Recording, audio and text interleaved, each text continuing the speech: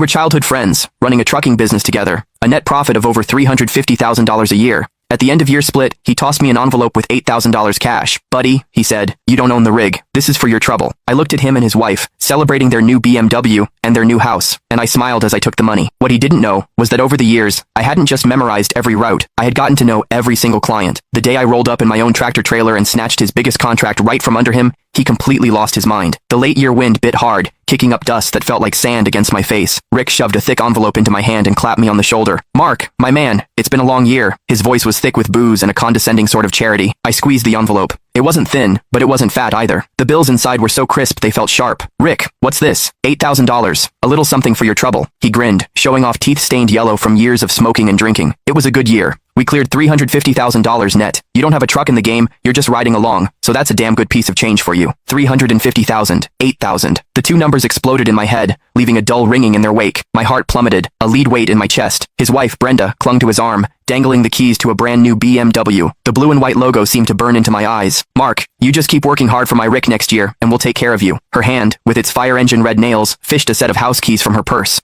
She tapped them against the floor plan of their new home. This one's 1,800 square feet. We close next week. You'll have to come to the housewarming. I watched the raw, unfiltered happiness and pride spilling off them. I felt like a ghost at their feast, a complete and utter joke. I forced the corners of my mouth into a smile that felt like cracking plaster. Thanks, Rick. Thanks, Brenda. I stuffed the $8,000 into my pocket. My hands were steady, but my fingernails were digging so deep into my palms, I thought I might draw blood. The dinner was at the nicest steakhouse in town. The private room was stuffy with heat, and the food on the table was arranged like art. I had zero appetite. My mind drifted back to the endless days and nights on the road. The summers, when the cab was a steam box with no AC, and I had to chug lukewarm water and pinch my own thigh just to stay awake. The winters, when we were snowed in on some godforsaken mountain pass, gnawing on frozen sandwiches for 2 straight days. I once drove for 3 days straight to make a rush delivery, my eyes so bloodshot the whole world seemed to shimmer and shake. And where was Rick during all of that? He was at home, tucked into his warm bed, AC blasting, making the occasional phone call to manage me remotely. Mark, keep an eye on that load, can't have any issues.